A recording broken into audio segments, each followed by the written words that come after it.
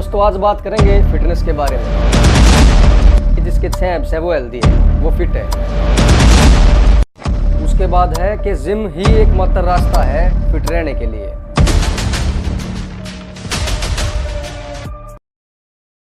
दोस्तों आज बात करेंगे फिटनेस के बारे में। फिटनेस की जो टाइप्स हैं वो मेजर 8-7 टाइप हैं, जैसे physical, emotional, mental, social, spiritual, financial, occupational, ये जितनी भी टाइप्स हैं ये सारी फिटनेस की टाइप्स हैं। हम जो आज बात करेंगे वो करेंगे फिजिकल फिटनेस के बारे में कि फिजिकल फिटनेस एक्चुअल में है क्या। फिजिकल फिटनेस के जो मेन कंपोनेंट हैं वो 5 हैं, जैसे cardiovascular health, muscular strength, muscular endurance, flexibility और बॉडी कंपोजिशन। ये 5 कोर कंपोनेंट हैं फिजिकल फिटनेस के।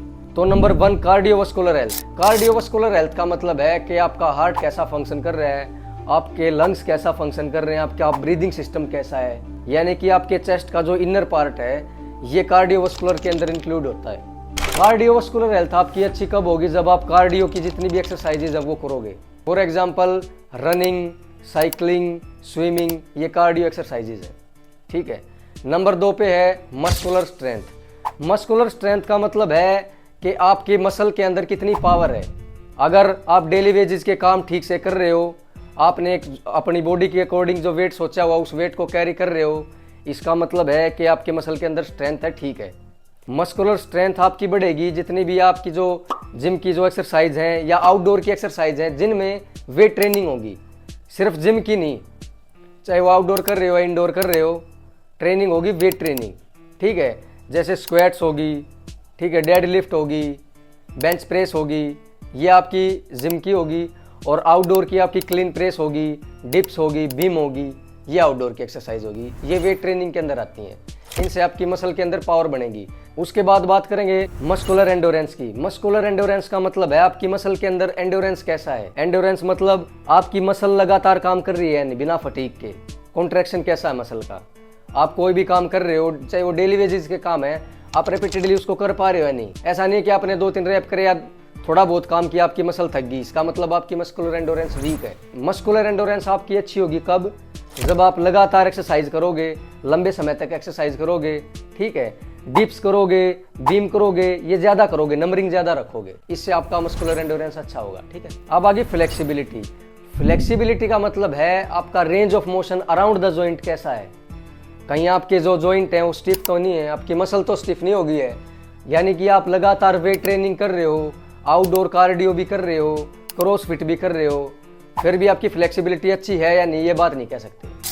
आपको स्ट्रेचिंग करनी पड़ेगी, बॉडी कूल डाउन करनी पड़ेगी, योगा करना पड़ेगा, ठीक है, इससे आपकी फ्लेक्सिबिलिटी अच्छी होगी। ये भी फिजिकल फिटनेस का ही कंपोनेंट है और मेन कंपोनेंट है ये। उसके बाद है बॉडी कंपोजिशन। बॉडी कंपोजिशन के 2 पार्ट हैं। एक तो पार्ट है कि फैट परसेंटेज और मसल परसेंटेज कितना है आपकी बॉडी में। दूसरा पार्ट है आपका जो वेट है वो आपकी हाइट के अकॉर्डिंग है यानी कि आप BMI को मैच कर रहे हो यानी बॉडी मास इंडेक्स को। बॉडी मास इंडेक्स का मतलब है एक इंडेक्स ऐसा है जिसमें आपकी हाइट और आपका वेट बता देंगे कि आपकी हाइट इतनी है तो वेट इतना होना चाहिए, ठीक है। और जो मैंने पहले बात करी बॉडी कंपोजिशन के अंदर ही कि 15% फैट से अगर आपका ज़्यादा है तो आप ओबेसिटी की तरफ मूव कर रहे हो, इसका मतलब आप अनहेल्दी होते जा रहे हो, अनफिट होते जा रहे हो। तो ये बात होगी जो फिजिकल फिटनेस के मेन कंपोनेंट है उनकी।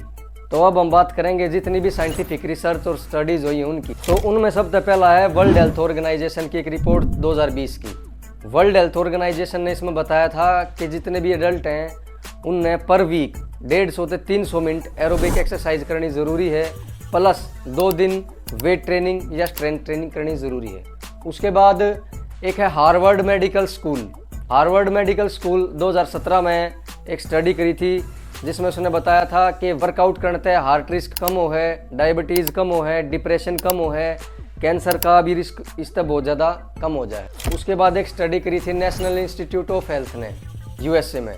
उसमें इसने बताया था कि कोग्निटिव फंक्शन हमारा इम्प्रूव होता जा है जब हम एक्सरसाइज करते जावा, यानी कि हमारा ब्रेन का फंक्शन, और एंजाइटी हमारी कम होती चली जाए, हमारी जो क्वालिटी ऑफ स्लीप है वो बेटर हो जाए, और सबसे मेन पॉइंट है जो एज हमारी वो स्लो हो जाएगी, यानी कि एजिंग स्लो होती चली जाएगी। तो ये जितने भी साइंटिफिक रिसर्च और मेन स्टडीज थी मैंने आपसे बताई। तो अब हम बात करेंगे मिथ वर्सेस फैक्ट। बहुत सारे मिथ आपके जो क्लियर करने हैं भाई। नंबर 1 है 6 पैक एब्स। यानी कि जिसके 6 एब्स हैं वो हेल्दी है, वो फिट है। नहीं भाई, फिटनेस का मतलब है जिसके अंदर स्टेमिना, स्ट्रेंथ अच्छी है और साथ साथ उसकी मेंटल हेल्थ भी अच्छी है, वो फिट है। नंबर 2 पे है कि कार्डियो करने से आपका मसल मास कम होगा। सबसे बड़ा मिथ है ये। प्रोटीन ठीक क्वांटिटी में ले रहे हो तो आपकी मसल सेव हो जाएंगी और फैट लॉस होता चला जाएगा। उसके बाद नंबर 3 पे है जितना ज़्यादा पसीना बहाओगे उतना ज़्यादा फैट लॉस होगा। बहुत बड़ा मिथ है भाई। पसीना आपके बॉडी के कूलिंग मैकेनिज्म का पार्ट है। बॉडी फैट अगर आपने कम करना है तो सीधी सी बात है कि कैलोरीज आप कम करो, अपनी डाइट में कम करो, या फिर आप वर्कआउट करके बर्न करो। ये नहीं कि जितना ज़्यादा पसीना उतना ज़्यादा फैट बर्न, ये बहुत बड़ा मिथ है भाई। उसके बाद है कि जिम ही एकमात्र रास्ता है फिट रहने के लिए। बहुत बड़ा मिथ है भाई। जितनी भी एक्सरसाइज हैं, walking, swimming, yoga, outdoor exercise, जितनी भी आपकी क्रॉसफिट एक्सरसाइज है बाहर की, या कोई भी स्पोर्ट्स है, ये सब आपके फिटनेस का हिस्सा है। उसके बाद है कि लेडीज़ को वेट ट्रेनिंग नहीं करनी चाहिए, वो बल्कि हो जाएगी या मसल मास गेन कर लेगी, बद्दी लगेगी। तो मसल बनाने का जो काम है वो टेस्टोस्टेरोन हार्मोन का है, जो कि लेडीज़ में बहुत कम है। लेडीज़ में ज़्यादा है एस्ट्रोजन, तो इस वजह से लेडीज़ स्ट्रॉन्ग होंगी, बल्कि या मस्कुलर ज़्यादा ना हो। तो वेट ट्रेनिंग करनी चाहिए लेडीज़ ने, करो, अच्छी बात। उसके बाद है कि सप्लीमेंट लेना बहुत ज़रूरी है अगर जल्दी रिजल्ट चाहिए, या जिम करनी है या एक्सरसाइज करनी है।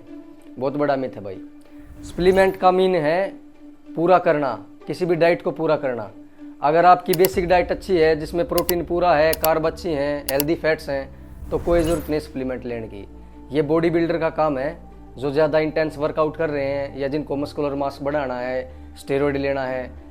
और दूसरा, जो खिलाड़ी हैं जिनको अपनी परफॉर्मेंस एनहेंस करनी है, उनकी ज़रूरत है सप्लीमेंट। या जो भी बाहर रह रहे हैं घर से, जिनकी बेसिक रिक्वायरमेंट पूरी नहीं हो रही डाइट की, वो थोड़ा बहुत सप्लीमेंट का सहारा ले सकते हैं। और कौन से सप्लीमेंट कब लेने चाहिए ये मैं बताता रहूँगा।